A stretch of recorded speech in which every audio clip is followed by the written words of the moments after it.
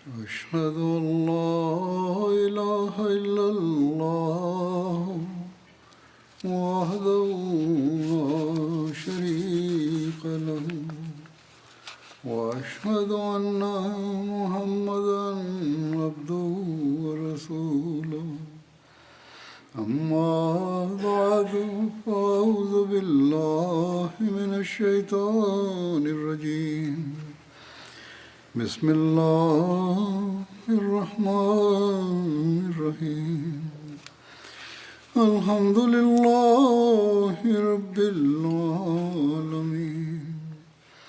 الرحمن الرحيم مالك يوم الدين إياك نعبد وإياك نستعين اهدنا الصراط المستقيم صراط الذين أنعمت عليهم غير المغضوب عليهم ولا الضالين يا أيها الذين آمنوا هل أدلكم على تجارة تنجيكم من عذاب أليم تؤمنون بالله ورسوله وتجاهدون في سبيل الله بأموالكم وأنفسكم ذلكم خير لكم إن كنتم تعلمون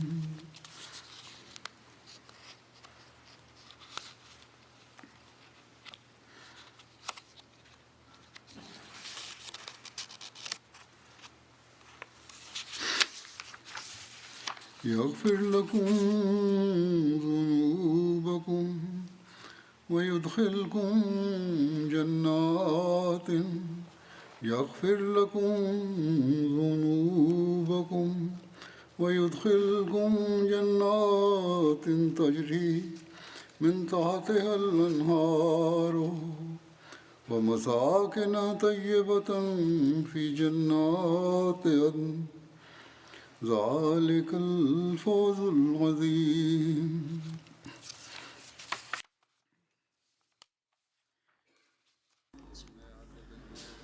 Bu ayeti kerimelerin tercümesi şöyledir. Ey inananlar! Sizi acı azaptan kurtaracak bir ticaret hakkında size haber vereyim mi? Sizler Allah'a ve peygamberine iman edersiniz. Allah yolunda mallarınızı ve canlarınızla cihad ederseniz, eğer bilseniz bu sizin için çok hayırlıdır. O günahlarınızı affedecek, sizi içinden ırmaklar akan ebedi kalacak cennetlere, o cennetlerdeki tertemiz evleri alacaktır. İşte bu çok büyük bir başarıdır.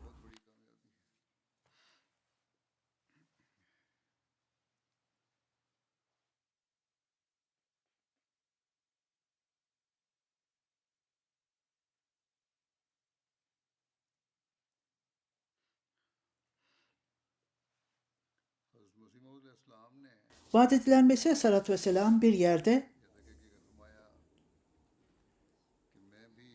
ben aynen Musa Aleyhisselam'ın Mesih gibi gönderildim. Aynen İsa Aleyhisselam rahmet, affetmek. Ben de İslam'ın talimatlarında etmek, merhamet etmek ve ortayı bulmak ve bütün savaşları, dini savaşları kaldırmak için geldim. Şimdi bu dönem Kur'an'ın talimatlarını yayma zamanıdır.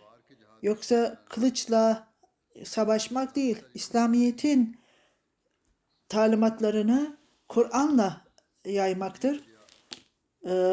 Kalemle cihat devam etmektedir. Bu çeşit cihat, zenginlik, onur, saygı aynı şekilde feda edilmelidir İslamiyet'in ilk dönemleri gibi. Burada fedakarlık gereklidir. Bu alanda, bu dönemde ekonomik gelişmeyi sağlamak için çok gayret sarf etmektedirler. İnsanlar maddiyatçılığa dönmektedirler. İyi işler, lüks, rahat, dünyanın rahatını kazanmak için çalışmaktadırlar. Öyle ki bu tamamen insanların dikkatini çekmektedir. Bu senaryo öyle fedakarlık, dinin mesajını yaymak, Allah Teala'ya yaklaşmanın nedeni ve en iyi şekilde yapılan bir ticarettir. Onun için ayet-i kerimede Allah Teala öyle demiştir. Bu çok iyi bir alışveriştir der okuduğum ayet-i kerimede. Bu yaşadığımız dönemde bu vaat edilen Mesih Aleyhisselam dönemidir. Özellikle kendi paranızla, varlığınızla cihat etmeniz çok belirgin bir cihattır. Burada ayrıca nefsle cihat etmek ve kendi egonuza karşı gayret sarf etmek ve böylece Allah Teala'ya yaklaşmak dönemidir. Allah Teala Kur'an-ı Kerim'de sayısız yerlerde dikkatlerimizi mali fedakarlığa çekmiştir. Bir yerde Allah Teala size ne oluyor da Allah yolunda mallarınızı harcamıyorsunuz? Allah Teala her şey sizde var olan Allah Teala tarafından verilmiştir. Allah Teala neyi elinizde varsa onu size vermiştir mükafatlandırmak için sizi. Allah Teala size onun yolunda harcamanızı öğretmiştir.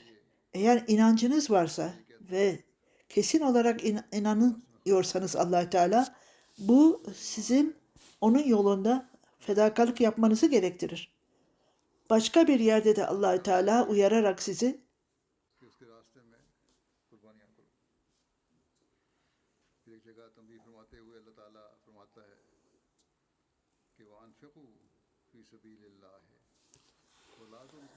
Allah yolunda malınızı ve canınızı harcayın. Elinizle kendinizi tehlikeye atmayın. İyilik edin. Şüphesiz Allah iyilik edenleri sever. Verdiğinizi Allah Teala size verdiği şeyleri onun yolunda harcamazsanız o sizin mahvolmanıza sebep olur. Siz zenginliğinizle mücadele etmeniz, kendi egonuzla mücadele etmeniz gibidir. Kişi arkasında birçok kişisel ihtiyaçlarını bırakır ve dini yaymak için bu kendisine karşı savaşmasıdır. Allah Teala'nın mükafatını görmek ve onun sayısız nimetlerini elde etmek için Allah Teala kimseyi borca sokmaz. Allah Teala bize öyle ticaretin müjdesini verir ki o bu dünyanın ticaretinden daha yücedir. Gelecek hayattaki ticaret en iyi olanıdır. Allah Teala yaptığınız bu pazarlık hem bu dünyada hem de ahiret hayatında en üstün olandır. O sizi cehennem ateşinden koruyacaktır. Dünyevi ticaretler ve işler ancak bu dünyanın faydası içindir. Fakat Allah Teala ile yaptığınız pazarlık veya ticaret öyle bir şeydir ki o hem bu dünyada hem de gelecek hayatta size mükafatlandıracaktır. Söylediğim gibi Allah Teala hiçbir şekilde kişiyi kendisine borçlu kılmaz. İyi niyet, iyi salih davranışlar, fedakarlık yapmak Allah Teala'nın yolunda böyle kişiyi Allah Teala birçok kereler mükafatlandırır. Kur'an-ı Kerim'de Allah Teala birçok yerlerde Allah rızasını kazanmak ve imanlarını sağlamlaştırmak için mallarını sarf edenlerin durumu yüksek bir yerdeki bahçeye benzer. Ona sağanak yağmur yağdığında meyvelerini 2 kat verir. Sağanak yağmur yağmasa da çisentisi bile ona kafidir. Allah yaptıklarınızı görendir. Bugün Allah Teala'nın izniyle Ahmediler mali fedakarlığa önem vermeyi onlar daha iyi bilirler ve onlar Allah Teala yolunda onlara verdikleri fedakarlığı Allah Teala onlara kat kat artırır. Ahmediye cemaatinde birçok kişiler mali bakımdan çok zengin değillerdir. Fakat Allah Teala onları mükafatlandırır. Daha az kaynakları olanlar, imkanları olanlar genel olarak onların fedakarlığı daha fazladır diğerlerinden.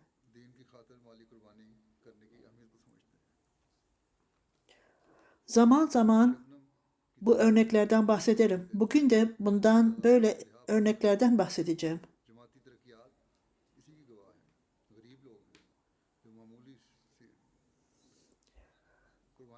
Bu Ahmediler mali olarak daha iyi olanların standartlarına bakmalıdırlar. Daha az standartları olanlar maddi fedakarlıkları yaptıklarında onlar cihad etmektedirler kendileriyle.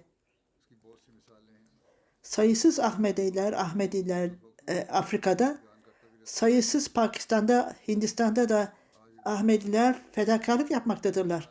Yedikleri ekmeği ve aç kalmaktadırlar ve fedakarlık yapmaktadırlar. Çocukların hasta olması durumunda da onlara harcayacaklarına, ilaçlarına, mali fedakarlıklara önem verirler ve çanda verirler.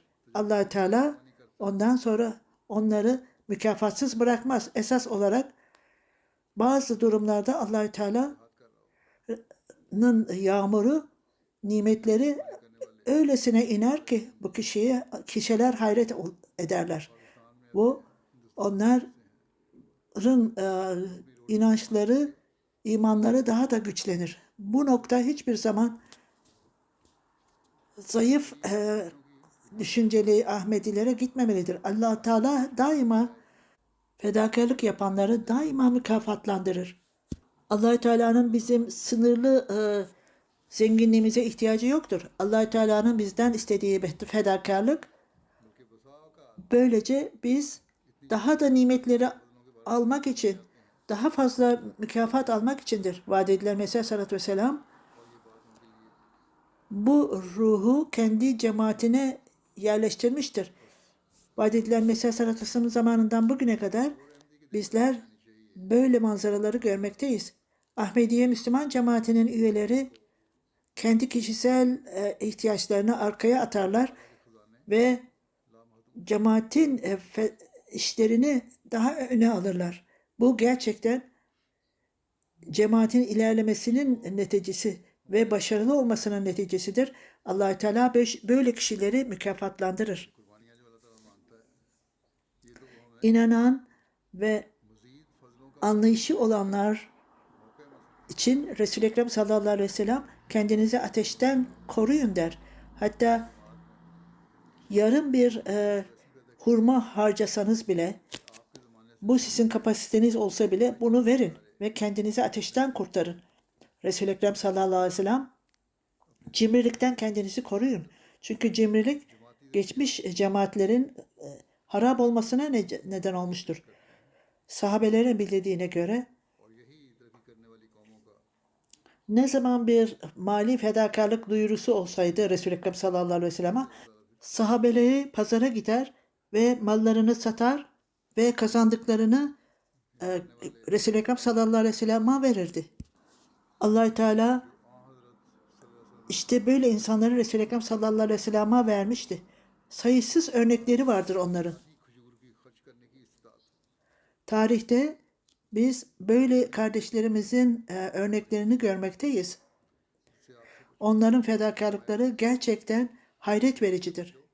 Vaat edilen Mesih Aleyhisselatü Vesselam böyle insanların örneğinden bahsetmiştir. Örneğin vaat edilen Mesih Aleyhisselatü Vesselam, ben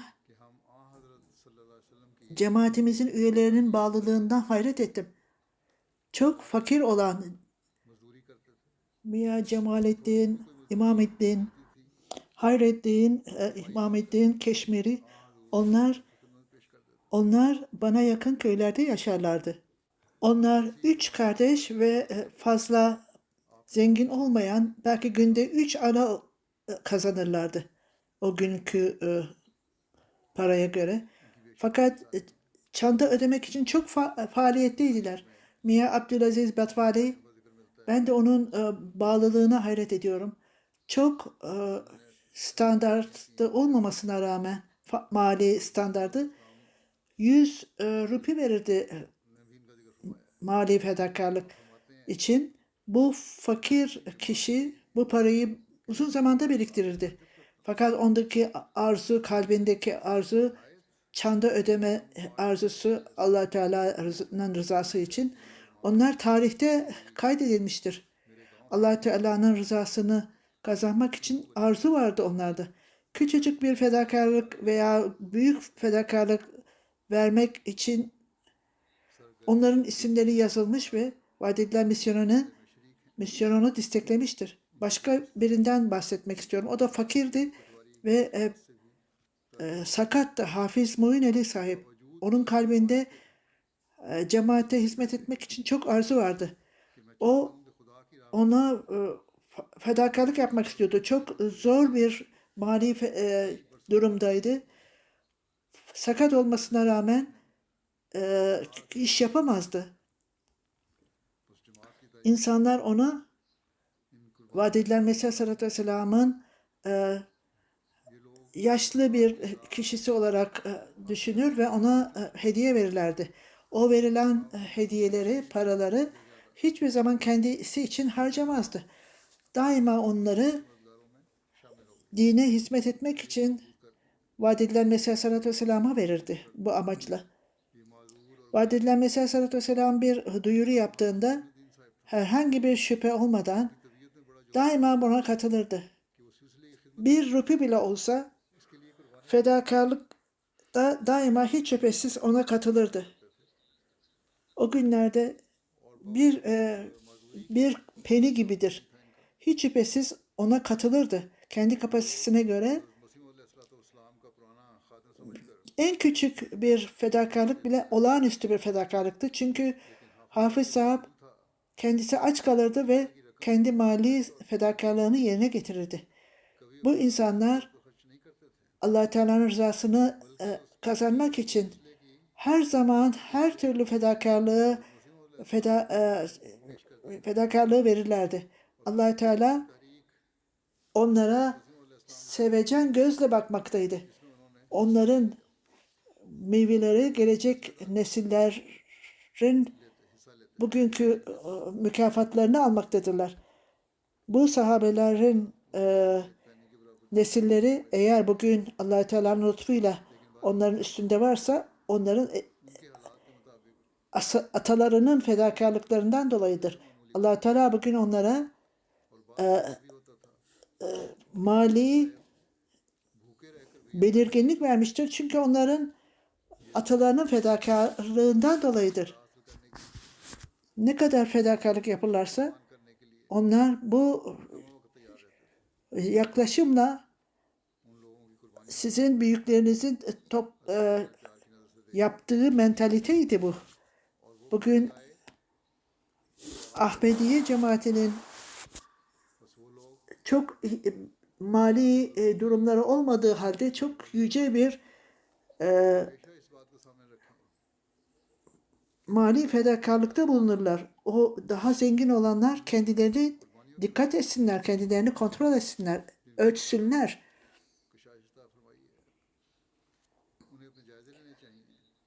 Allah Teala'nın yolunda ve peygamberin yolunda yapılan fedakarlıklar daima mükafatlandırılır.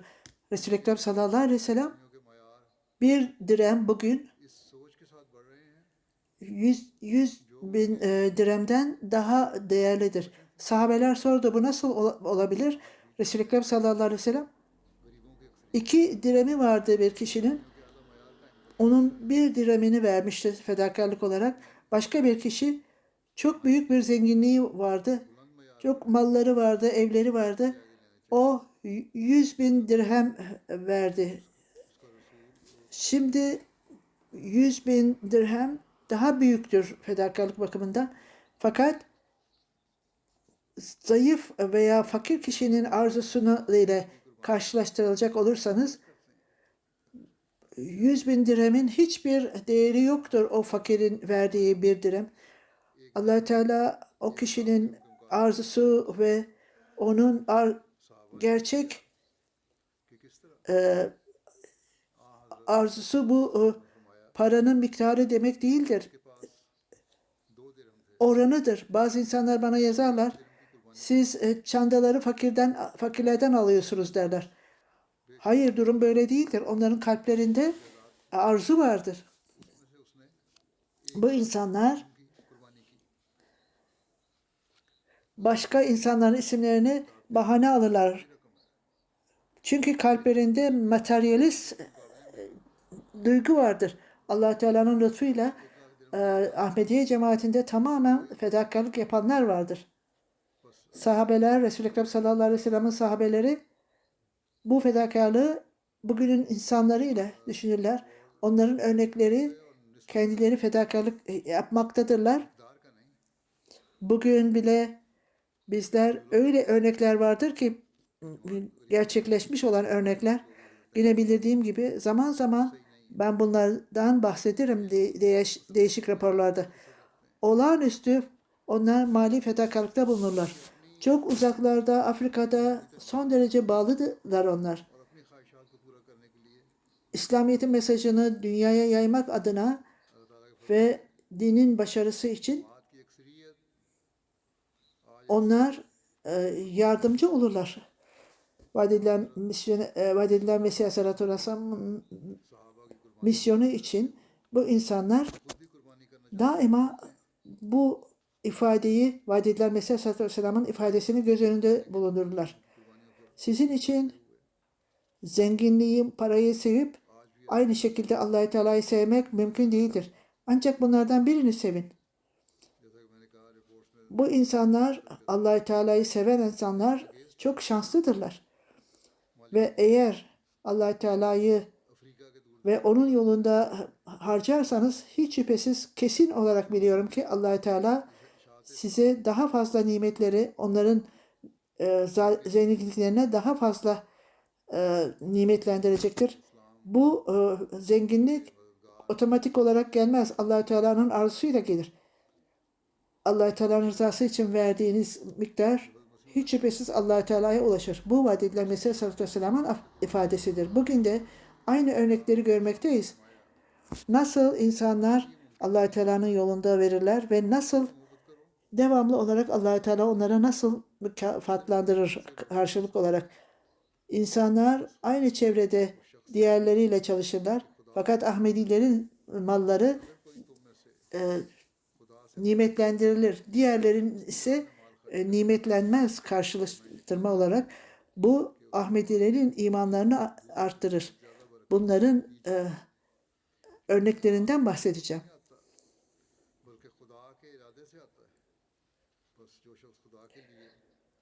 Afrika merkezinde Kutambala bir bölgede yeni bir Ahmedi İsa sahip denilen bir kişi vardı. Ben 9 ay önce biat ettim. 2016'dan bir toprak aldım ev yapmak için. Fakat gerekli olan parayı toplamadım. Ahmediye cemaatine girdiğimde çandanın önemini dinliyordum. Ve Allah-u Teala yolunda verirseniz devamlı olarak fedakarlık yaptım bu amaç için. Bana söylendi ki Allah-u Teala sizin işinizi kolaylaştıracak ve başarılar verecek size zenginliğinizde, kişiliğinizde. Ondan sonra aklımda Ahmedi değilken hiçbir zaman bir kere bile Allah-u Teala'nın yolunda çanda vermedim ve hiç kimse bize de yaklaşmadı bu konuda. Şimdi duyuru yapıldı genel olarak. Yeni Ahmedilere hatırlatmada bulunuruz. Bana da hatırlatıldı. Bu nedenle 15.000 sifa verdim çanda olarak Vakf-ı Cedid'e. Allah Teala beni öylesine mükafatlandırdı ki bireysel olarak 10.000 biriket evi yapmak için bana verildi. Kendini yaptığı küçük fabrikada. İşte sonuç olarak bu ev yapıldı. Birkaç yıldan beri bekliyordu. Şimdi ev tamamlandı bu bağıştan dolayı. Bu Allah Teala'nın lütfuydu. Çünkü benim bir kapasitem veya gücüm yoktu, kabiliyetim yoktu bunu yapmak için. Kazakistan'dan Sovyet Birliği'nde bir Cumhuriyet Kazakistan. Orada bir arkadaşımız şöyle diyor. Dorin sahip. Geçenlerde ben mesaj aldım misyonerden. Hanımı Vakf-ı Cedid'in çandası çok düşük. En azından 5.000 vermesidir. O hanımım hamileydi, ameliyat olacaktı. Ben en azından 1500 vermesi gerekir. Bir müddet sonra okuldan telefon aldım. Çünkü ben yetimlere bakıyordum. Yerel belediye bana 100.000 vermeyi kararlaştırdı. Çünkü Allah Teala devamlı bunu bana vermektedir. Bu dinimin güçlenmesine neden oldu. Kırgızistan yine kurmaç sahip. O altın madenlerinde çalışmaktadır. Çantasını her 6 ayda bir öderdi. Geçen yıl ikinci yarısını verdi çantasının ve daha fazla verdi oranından. 6.000 Kırgız Rumu verdi. Ondan sonra sorulduğunda ona, çünkü dedi enflasyon var her tarafta. Cemaat daha fazla paraya ihtiyacı vardır. Ben normalden daha fazla veriyorum dedi. Onu verdiğinde, o çantayı verdiğinde, 1/3 veya yarısını verdiğinde 6.000 sum daha verdi. Onu yükseltti. Bu yolla %40'dan daha fazlasını ödemiş oldu.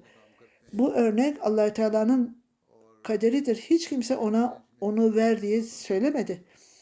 Böyle olunca ihtiyaca baktığında onun ihtiyacı vardır diye düşündü ve kendisi gayret etti ve onu daha da büyük bir miktar verdi. Niçin soruyorsunuz? Kimse onu sormadı, o kendisinden verdi. Filipin'de Allah Teala'nın mesajını ulaştırırız. Onlar Filipin'den çok uzak bir ülkedir burası. Oradaki misyoner şöyle diyor. Gençlik grubunun başkanı, ben Vakf-ı Cedid'in miktarını verdim. Fakat yıl sona eriyordu. Kalbimde daha fazla vereyim diye, ihtiyaçtan daha fazla vereyim diye düşündüm. Rahmetli annemi, babamı ve kayınpederimin, onların adına Vakf-ı Cedid ödedim. Yerel belediye başkanı odasında orada çalışıyordum. Yeni yıl tatilinde hemen işe döndüm ondan sonra. Belediye başkanı benim maaşımı arttırdı. Ben geçici olarak çalışıyordum.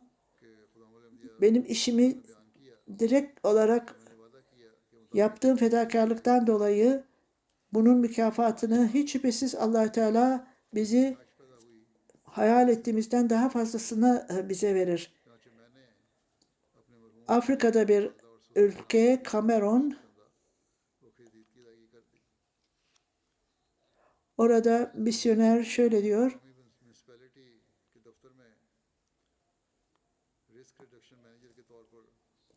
Yusuf sahip genç Ahmediyeti kabul etmişti. Çok standarda çok düşük bir kişiydi. Ahmediyeti kabul ettikten bu yana misyoner bana küçük fedakarlıklar verdiğimde durumum değişti. Kalbim huzur içinde buldum. Gerçekten kalbim şimdi huzur içindedir çanda vermekle. Şimdi sadece Vakfı Cedid'e değil, bütün gerekli olan çandaları ödeyeyim diyorum. Çünkü bu ailem için nimettir. İmam Mehdi'nin nimeti o kadar manevi olarak huzur içindeyim ki şimdi artık Allah Teala bize bu yolla yardım etmektedir. Tanzanya, Doğu Afrika'da Muma bir bölge, bir genç kişi orada Menewe sahip. 27 yaşındayım diyor. Birçok nimetler aldım çanda verdiğimden dolayı. Ben çiftlikte çalışmaktayım.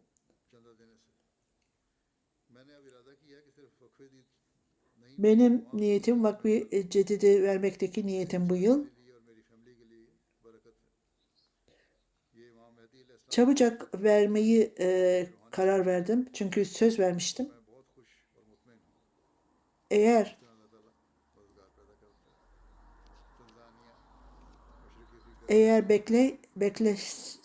bekleseydim daha fazla alacaktım. Fakat çabucak bu ürünleri vererek mali fedakarlığı öderim. Gecekenler daha yüce alacaktır. Siz güvenilir olmanızdan dolayı Allah-u Teala benim niyetimi kabul etmiş ve böylece bana iyi bir para verilmişti. Kırgızistan'dan Rozamat sahip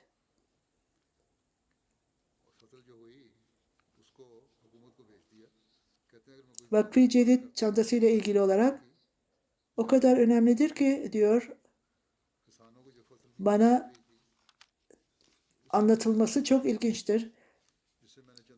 Ahmediye cemaati ile girdiğimde misyonere sordum. Kim bu kadar masrafları ödüyor cemaatin? O bana bütün detaylarıyla anlattı ve işte bu cemaatin projesidir. Hilafet, değişik programlar vardır. Bütün bunları hepsini bana detaylı olarak anlattı. Daha önce diyor, ben hiçbir zaman böyle mali bir planı görmedim hiç. Ne de gördüm. İlk defa böyle bir sistemi duydum. Biat ettikten sonra 4. Halife Hazretleri her ay çanda ödüyorum. Bütün hayatımı çanda ödemekle geçirdim. Ahmediye cemaatine girmeden önce ailemle bir kiralanmış bir evde oturuyordum. Çok zor bir hayattı. Malım yok veya kalıcı bir gelirim de yoktu. Çanda vasıtasıyla çok büyük bir evim var ve devamlı bir işim de var. Çok iyi bir maaşım var. Şimdi artık hayat tehlikeli değil. Bu çandanın nimetinden dolayıdır. Toga, Batı Afrika'da bir ülke. Misyoneri bir Ahmedi hanım Vakfı Cedid'e vermeye parası yoktu. O bitki ekmiş ve onu pazarda satarak verdiği sözü Allah-u Teala'ya Vakfı Cedid çantasını ödedi. Bu küçük bir şeydi fakat bu örnekler sahabeler yaptığı gibi gidip pazarda çalışır ve satar. Ondan sonra ne ihtiyaçlar varsa ona verirdi. Hamza sahibin verecek parası yoktu. O tavukları vardı. 9'sunu sattı ve Vakfı Cedid'e verdi. Daha az mali standardı olanlar Allah-u Teala'nın rızasını kazanmak için fedakarlık yaparlar. Bize örnekleri, geçmişin büyüklerini hatırlatanlar vardır. Endonezya'dan damat sahip. O, ben Ahmedi olarak doydum. Daha önce de Çan'da üye olarak verirdim. Şimdi Ahmedi olarak Vakf-ı Cedid ve Tahrik-i Cedid'de vermedim. Kardeşlerim bana hatırlatmada bulundu. Biz sadece üye olarak vermiyoruz cemaate. Esas olarak biz mali fedakarlığa Allah-u Teala'ya yakınlaşmak için veriyoruz diye hatırlattılar. Onun için Tahrik-i Cedid ve Vakf-ı Cedid planlarına katıldım. Fedakarlık yapmaya başladım. Onlara katıldıktan sonra çok büyük bir hayatımda değişiklik oldu. Daha Allah-u Teala'ya yaklaştığımı hissettim ve bana cemaatte sorumluluk verildi ve Allah-u Teala ihtiyaçlarıma sevecen gözüyle başladı. Ve Allah-u Teala dediği gibi bana yürürseniz ben size koşarım diyordu. Ve işte böyle oldu. Melbourne, Avustralya'da bir arkadaşımız şöyle diyor. Birkaç hafta Vakf-ı Cedid'in sonuna gelmeden önce duyuru yapıldı. En azından 5.000 dolar vermelidir fedakarlık için. Ben 4.000 verdim, 4.000 verdim. 5.000 benim yoktu. 4.000 verdim fakat 5.000 vermek istiyordum. Benim kalbimdeki arzu buydu. Sonra dua etmeye başladım. Cuma'dan sonra kalbinde arzu vardı ve onu çok daha fazla duaya yöneltti fedakarlık yapmak için. Çok dua ettim diyordu. Bir nevi iş yapıyordum. Bir gün ofise gittiğimde binanın dışına çıktığımda Allah-u Teala'ya dua ediyordum.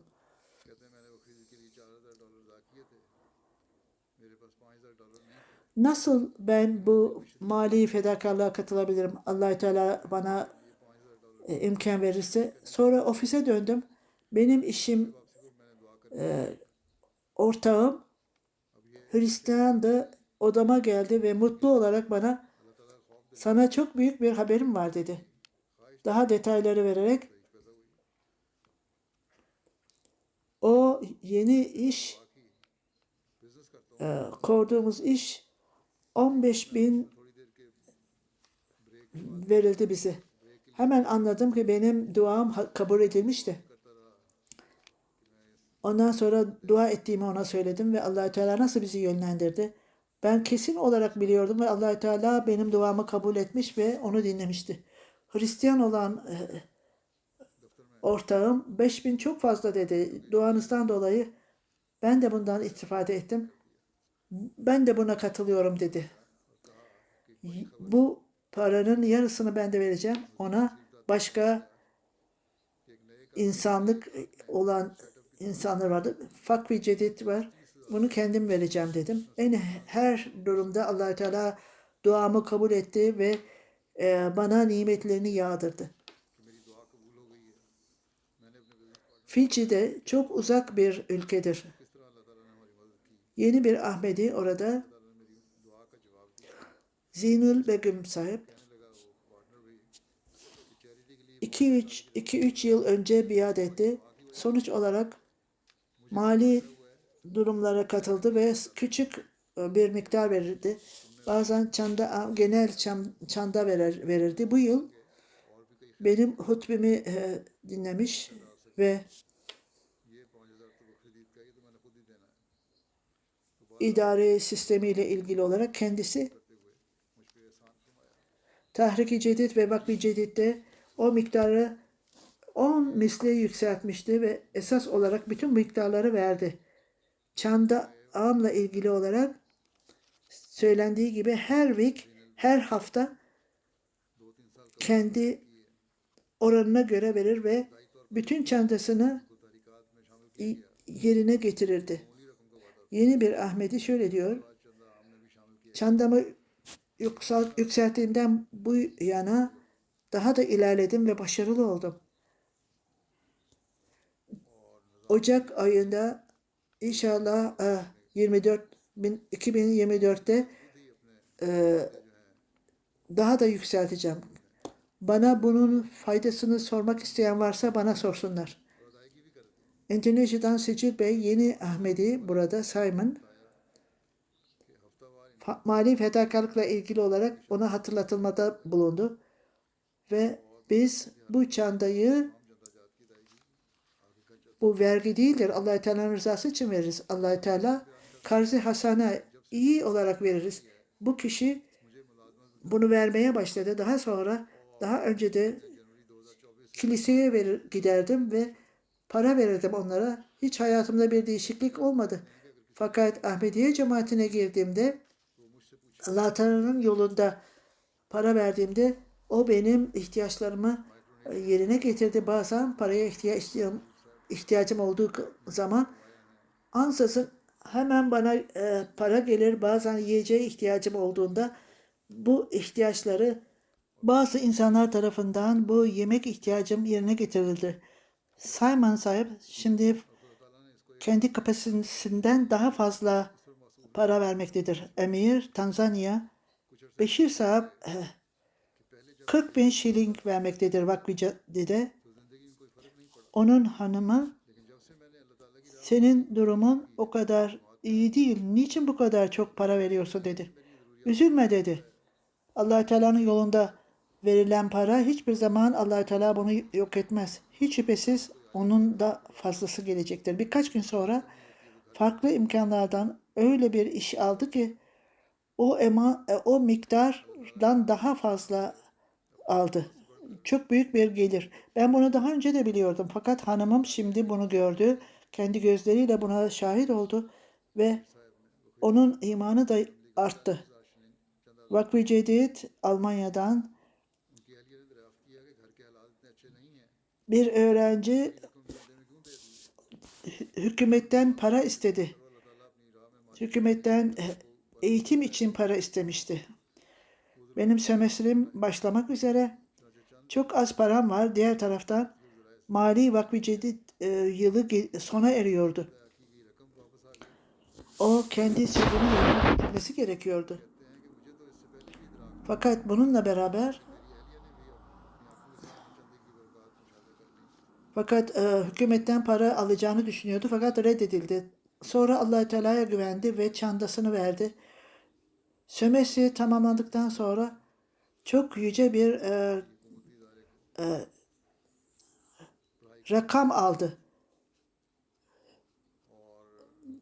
Daha önce onu reddedenler ansızın bir para aldı. Ben inanıyorum ki bu fedakarlığın sonucuydu ve bu da benim inancımdır.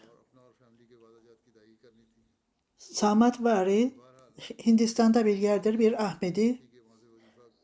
Ben mali fedakarlığın nimetlerini kendi gözlerimle gördüm.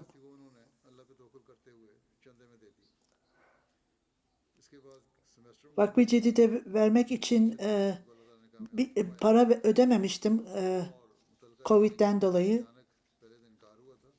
Çok uzun bir yağmurdan sonra her şey tahrip olmuştu. Satın alacağına söz veren bir kişi bunu satın almamıştı. Daha sonra biz de satın alacak kişileri aramaya başladık. Fakat hiç kimseyi bulamadık. Vakfı Cedid sekreteri geldiğinde ben derhal 2000 rupiyi çıkarttım ve ona verdim. Birkaç gün içerisinde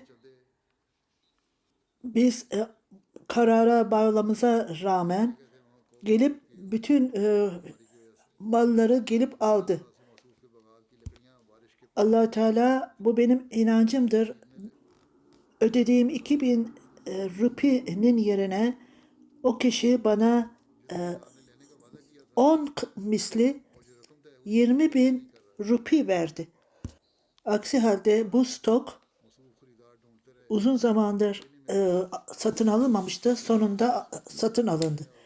Kanada'dan bir hanım ilk Ocak ayının ilk haftasında yeni yıl Vakf-ı Cedid duyurusu yapılır. Onun arzusu vardı. Kendisi ve çocukları için Vakf-ı Cedid ödemek istiyordu. Bankadaki hesabına baktı, hiçbir şey yoktu.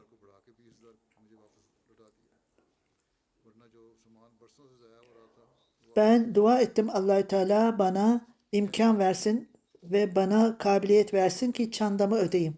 Birkaç gün sonra banka hesabına baktı, 300 dolar gördü ve o miktarı kendi ailesi adına vermek istiyordu ve derhal Allah-u Teala'ya şükrettim ve onu çanda olarak ödedim. Kanada'dan başka bir hanım, o hanım sözünü arttırdı ve hepsini yerine getirdi. Ertesi gün vergi departmanından bir çek aldı. 750 çandaydı. Aynı verdiği çandanın miktarıydı o.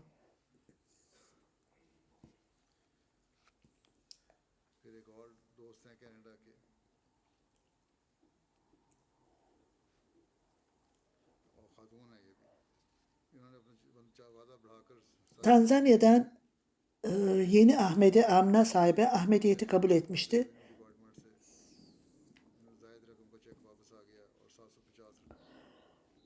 Çok Ahmediye cemaatinde çok büyük bir sistem gördüm diğer Müslümanlardan farklı.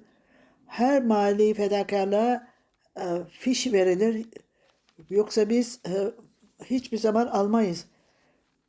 Vakf-ı Cedid'le ilgili misyoner duyuru yaptı ve mali durumum iyi değildi. Kızım hamileydi ve onu hastaneye götürmem gerekiyordu. Fakat bir gün eve geldim. Çok geçti ve birisinden telefon aldım. 2 yıldır benden para aldım. Fakat sizinle ilişki kuramadım ve ben unutmuştum. Ve o kişi özür diledi ve ondan sonra niçin onu vermediğinden dolayı açıkladı. 2000'ni bana verdi. O mali fedakarlıklar, yaptığım fedakarlıklar, kendi kişisel ihtiyacımı attım arkama. Allah-u Teala böylece bana yardım etti. Ondan sonra kendi kızını hastaneye götürdü. Allah-u Teala onun tedavisini yapma imkanı verdi. Allah-u Teala bu fikri yeni Ahmedilere de ifler. Para Allah Teala tarafından verilmiştir. Ancak Ahmediler bu düşünceyi sahip olurlar.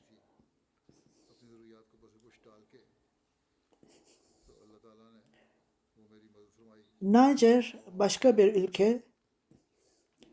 Çok kötü şartlardadır bugünlerde. Maradi bölgesinde köyde yerel misyoner oraya gitti ve duyuru yaptı.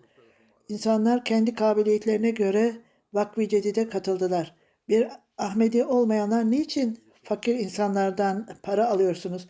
Biliyorsunuz ki mali durumlar, ülkenin mali durumu çok kötüdür. Diğer organizasyonlar bir şey getirir, siz onlardan istiyorsunuz.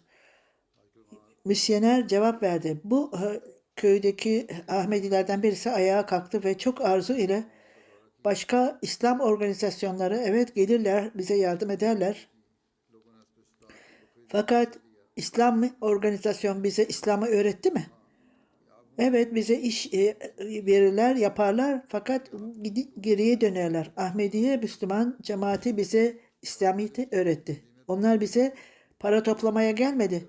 Onlar bize o arzuyu, mali fedakarlığı, Resul-i Ekrem sallallahu aleyhi ve sellem'in zamanındaki arzuyu, sahabenin zamanındaki fedakarlığı ortaya koymak için geldiler. Bu hem bu dünyada hem de gelecek hayatta bize verecektir. İşte bu arzu Allah Teala tarafından fedakarlık yapma arzusu onlara verilir ve Allah Teala da böyle kişisel olarak onlara mükafatlandırır. Böylece Ahmedi olmayan kişi sessiz kaldı. Bu örneklere bakınız. Dünyanın her tarafında bu örneklerde vaad edilen Mesih Aleyhisselatü Vesselam'a bahsetmiştir böyle kişiler. Bu bağlı kişilerin listeleri vardır. Benim için bunları nasıl, hangi kişiyi seçeyim veya hangisini seçmeyeyim, öyle güzel örnekler vardır ki zaman müsait olsa herkesi seçeceğim. Seçmediğim kişiler, onlar hiç de fedakarlıklarda az değillerdir. Allah Teala'nın rızasını kazanmak için bu fedakarlığı yaparlar. Fakat Allah Teala hiç kimseyi böyle bırakmaz ve insanların fedakarlıklarını kabul eder ve onlara kendi imanlarını ve inançlarını güçlendirme fırsatı verir. Vaad edilen Mesih Aleyhisselatü Vesselam, benim sevgili dostlarım, size gerçekten kesin olarak söylüyorum ki Allah Teala bana gerçek arzu vermiştir size acımak, gerçekten sizi anlamak ve sizin kendi dininizi güçlendirmek için bu bilgi ve bu düşünce sizin tarafınızdan ve çocuklarınızın ihtiyacı vardır. Onun için ayağa kalkıyorum ve sizin helal gelirinizden Allah Teala yolunda veriniz. Herkes kendi kapasitesine göre fedakarlık yapmakta tereddüt etmesin. Allah Teala ve onun peygamberi o malı tutmamışlardır hiçbir zaman. Ve Asya'da, Avrupa'da, diğer ülkelerde Allah Teala bana öyle insanlar vermiştir. Böyle bağlı insanlar. Bu bağlı insanlar vasıtasıyla vaad edilen Mesih Aleyhisselatü Vesselam'ın mesajı yayılmaktadır. Afrika'da Ahmediler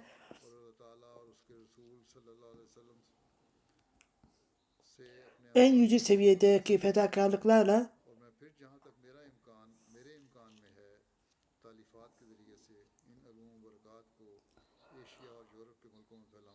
İslamiyet'in mesajını kendi ülkelerinde yaymaktadırlar. Bu arzusu vardır onlarda.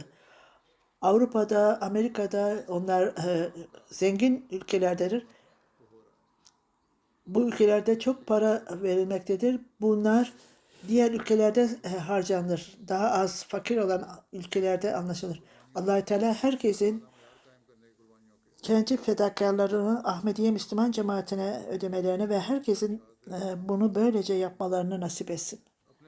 Bu zamanda Vakf-ı Cedid'in yeni yılını ilan ediyorum. Ve özellikle bazı detaylardan bahsetmek istiyorum. Allah-u Teala'nın lütfuyla 66. yıl Vakf-ı Cedid'in bitmiştir. Ve şimdi 67. yılı başlamıştır Vakf-ı Cedid'in. Allah-u Teala'nın lütfuyla Uluslararası Ahmediye Cemaati 12,9 milyon, hemen hemen 13 milyondur bu yıl. Geçen yıldan 180 bin daha fazladır. İngiltere toplam para bakımından birinci gelmektedir. Ondan sonra Kanada. Kanada da çok iyi bir artış sağlamıştır. Katılanların sayısı da oldukça fazladır. Bu yıl çok iyi bir kalite göstermişlerdir. Almanya 3. Amerika 4.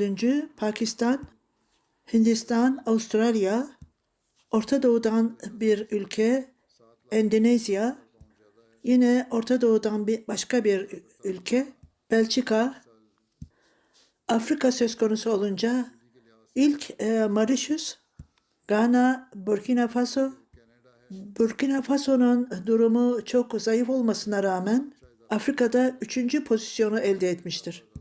Tanzanya, Nijerya, Liberya ve Gambiya, Mali, Uganda, Sierra Leone, katılanlar ve bağışta bulunanlar söz konusu olunca Allah Teala'nın lütfuyla bu yıl 44 bin yeni katılan gerçekleşmiştir. Toplam katılanların sayısı 1,55 milyondur. Kanada birinci, Tanzanya, Kamerun, Nijerya, Gine-Bissau, Kongo. İngiltere'de 10 büyük cemaat, Farnham, Worcester Park, Walsall, Aldershot, South, Islamabad, Gillingham, Ash, Cheam South, U, Hamzala South, Beytülfütüh, İslamabad bölgesi, Midlands, Fazıl Mosk, Behtül İhsan, Defter Etfal, Aldershot South, Farnham,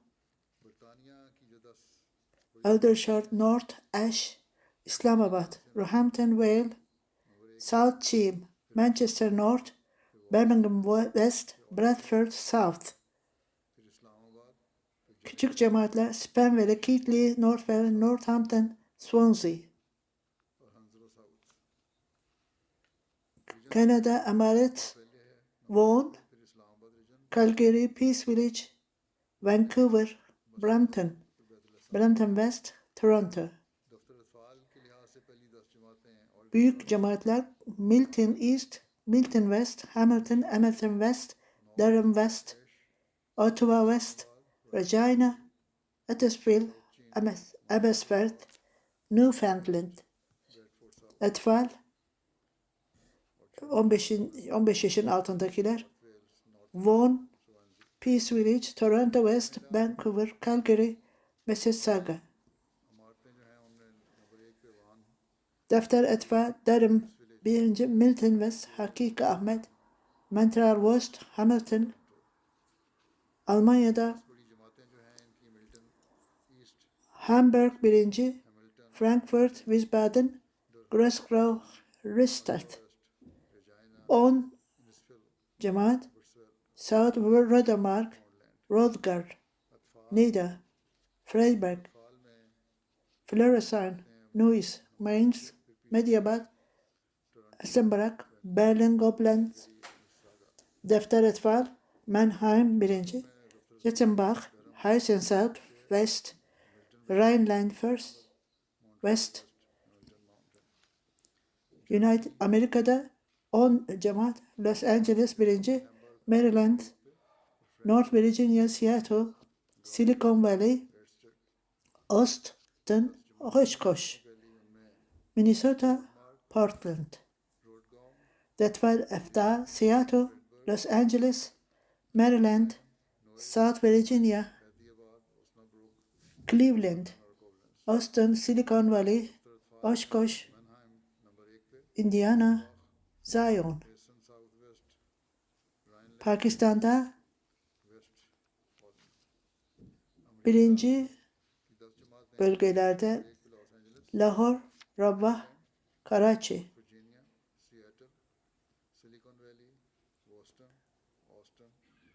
Sonra İslamabad 1. Şehirler şimdi bölgeler. İslamabad, Faisalabad, Gujranwala, Gujarat, Sargodha, Amerkat, Multan, Hyderabad, Mirhapaz, Dere Gazi Han.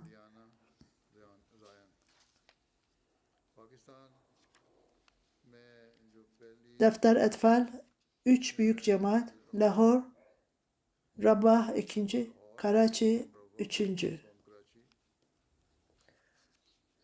Bölgeler Etfal İslamabad 1. Faisalabad, Narwal, İslamabad, Faisalabad, Gujranwala, Gujarat, Sargodha, Amerkot, Multan, Hyderabad, Mirpurkhas, Dere Gazi Han.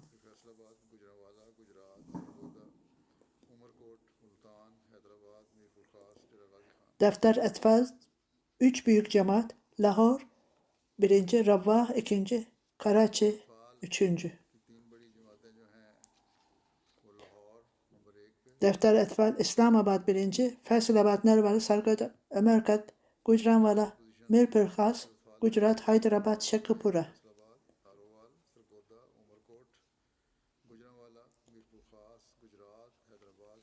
Pakistan'da para birimi düşmesine rağmen çok büyük fedakarlıklar yapılmıştır.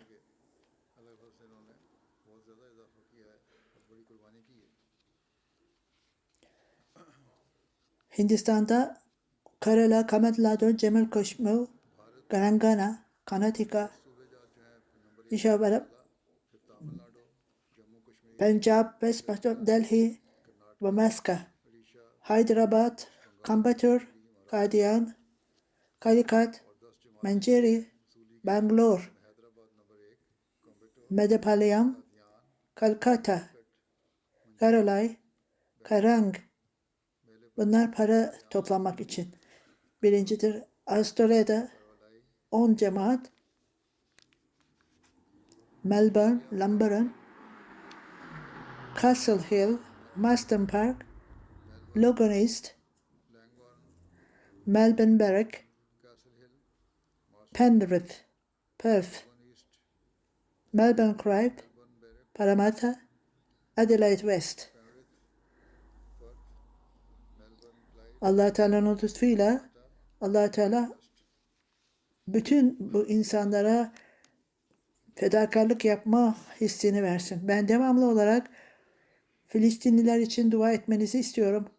Kendi çevrenizde, bölgenizde sesinizi yükseltin ve Filistinlileri destekleyin ve özellikle politikaları daha önce de söylediğim gibi hükümet, İsrail hükümeti öyle sanki kendi baskılarını durdurmayacaklar. Esas olarak şimdi askerler 2024 savaş yılıdır derler. Allah-u Teala onlara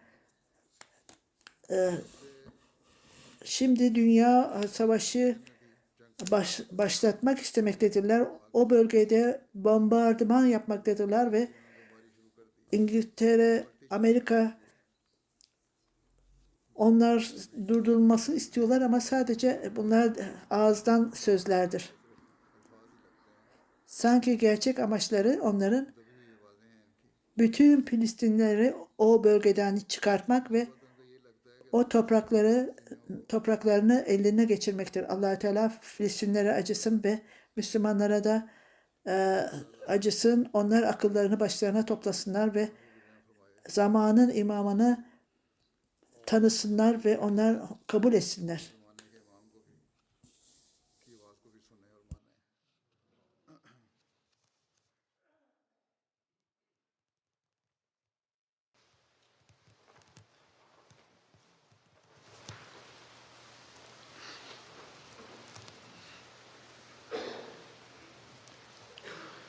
Elhamdülillah, elhamdülillah, nahmaduhu ve nestainuhu ve nestağfiruhu ve nu'minu bihi ve netevekkalu aleyh ve na'udzu billahi min şururi enfusina ve min seyyiati a'malina. من يهده الله فلا مضل له ومن يضلل فلا هادي له ونشهد أن لا إله إلا الله ونشهد أن محمدا عبده ورسوله عباد الله رحمكم الله إن الله يأمر بالعدل والإحسان وإيتاء ذي القربى وينهى عن الفحشاء والمنكر والبغي يعظكم لعلكم تذكرون اذكروا الله يذكركم وادعوه يستجب لكم ولذكر الله أكبر.